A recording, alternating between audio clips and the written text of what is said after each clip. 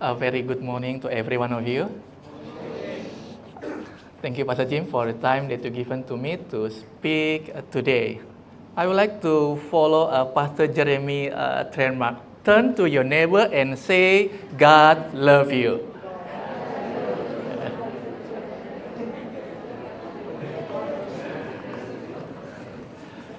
Thank you.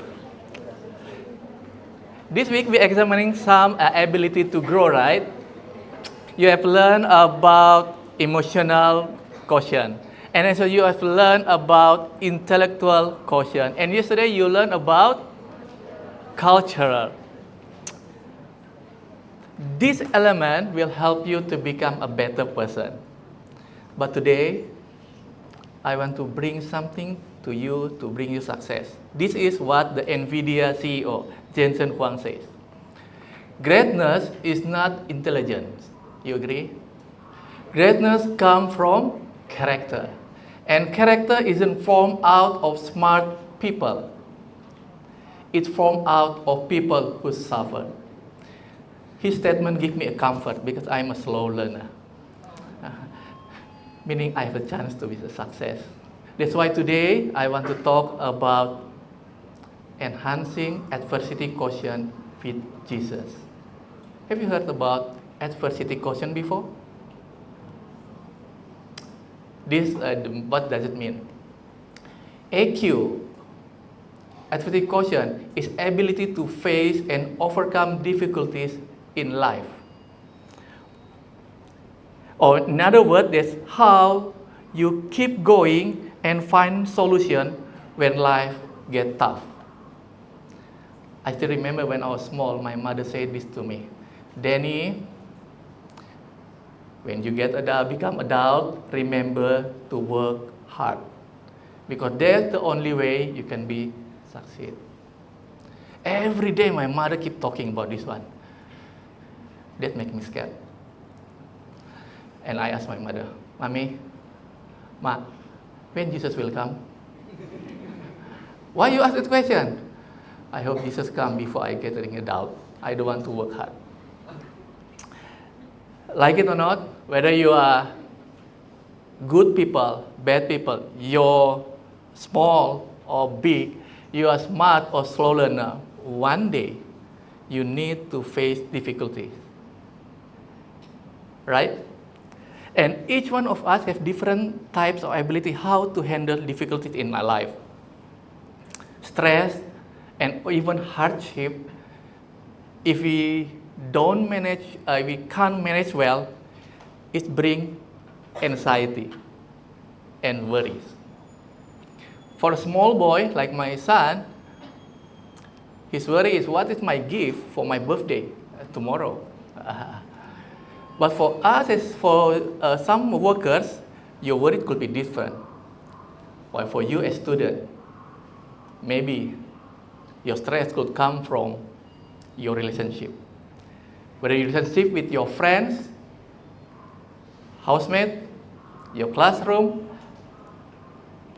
that brings you stress. It could be also your stress come from your family, how your relationship with your parents and your siblings. Or even your stress could come from your boy or girlfriend. It's not forget how you manage your money. If you cannot handle your money well, it brings you disaster, man. You couldn't sleep. And even sometimes you couldn't eat well. Your study also, your exam, it could bring you stress. Do I do it well in my exam? Am I pass my exam? This could be stress. And even come to the new environment, bring a new challenge for you. How you and I can face this kind of challenges in order for us to succeed. There are three types of people according to the founder of this AQ. He described people in terms of facing the adversity in three types. The first one, he called it quitter. Quitter is someone when they face problem, he give up right away.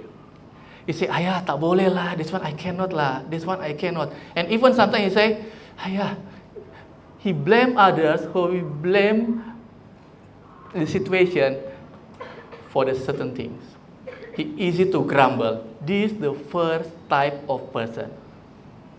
The second type of person is camper.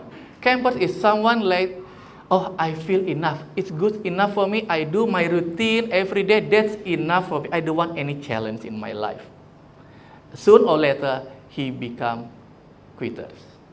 Another type of, he call it climbers. Climbers is someone that keep pursuing, trying the best, and he welcome the challenge because he has a purpose and sense of calling to help others and to give a better influence for others. One day, there is a mother, he got pregnant. She got pregnant and found out that, ayah, my life is so terrible. She got another 3 and now coming the 4th one. He tried to make the homemade recipe in order to terminate the pregnancy. Unfortunately, he failed. She failed, and then the boy born. It's true enough, this boy become a troublemaker, fighting with the friends, even in the school. The teacher angry at him. Until one day,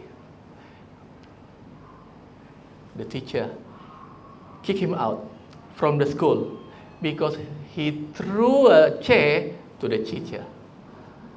Wah, boleh tahan di mana? The mother already feel helpless and hopeless to this boy. Ayah tak boleh pakai lah this one. And not long after that, 1 year later, this boy gone through heart surgery. That makes the mother feel there's no hope for this boy. He maybe become a fisherman. But this boy loves to play football. You know, boys, sometimes you prefer to play football rather than study. And this man play football every day. Until, because of his discipline and perseverance, he became one of the greatest football in the world. Do you know who is he? That's Cristiano Ronaldo. I love Juventus, that's why I choose this one. Okay. Through discipline and perseverance, someone who born from the poor family, even to buy a toy, he managed to become one of the greatest football in the world. If you look at the story in the Bible, there is a man named Joseph. Anyone of you know Joseph? Yes. Joseph was born in a rich family. His life was so beautiful until when he reached 17 years old. Something happened to him. What happened? His own brother sold him, and he became the victim of human trafficking. They sold him to the traders, and he became slave. Can you imagine his life? From a favorite son, to human trafficking, and become a slave. When he's still adjusting with become a slave, something even worse come. He went into the prison because someone falsely accused him. For almost 13 years, Joseph gone through the darkest moment in his life. But he come up as a prime minister. Cristiano Ronaldo went through a very hard time in order for him to become success. And same thing with Joseph. How you want to respond to the challenges in your life will determine whether you success or failure. I would like to give 6 ways to improve our adversity quotient. I call it action. The first one, A, stands for acknowledge your own emotion. Sometimes when you face difficulty or you failure, make some mistake, we tend to blame others. But this step want to say, when something wrong, when you face difficulty, first acknowledge your feeling instead of blame others or blame the situation. If you remember Thomas Alva Edison, he tried for 1,000 times and he said that I've not failed, I've just found 1,000 ways that wouldn't work. For example, when you fail in your exam, hey, maybe I can find another way instead of crying and blame the situation. Acknowledge your emotion. The second, care for your mind and body. When hard time come to you, we need to clear our mind by doing some exercise. Don't hide yourself in your room alone. Go out and do exercise. It's better for you if you can go to the straight green near the beach or you go to the mountain. It gives you negative ion in order to give you positive or happy ions. You need to care your mind and care your body. Third, when you face difficulties, talk and connect with others. Don't hide yourself in the room. Go talk to someone, talk to your friend. If let's say your friend also make distance with you, talk to someone that care for you, whether your teacher, whether your chaplain, or even talk to your family members. I invest in others with empathy. Sometimes we think when we face a problem, it's all about us. But in order for you and I to improve our adversity quotient, we need to reach out to others. When you see your friends also in trouble, although you have problem, reach out to them and care for them. When you care for your friends or care for others, you heal yourself. Own what you can control. When difficulties come, you can't change the situation. You can't change how people respond to you. But what you can control is how you want to react, how you want to adapt, and what's your action. There's three things that you can handle, you can control by yourself. I still remember one of my friends, when we studied together, we always sit at the back. Our score always D, C, D, and C. Alamak. Until one day he say, Denny, cannot like this lah. Start the next semester, I will sit the front. You want to follow me? Ayo, tak boleh lah. And true enough, he sit at the front with all the smart guy. He get a better result. From C to B. That's good lah, Ran.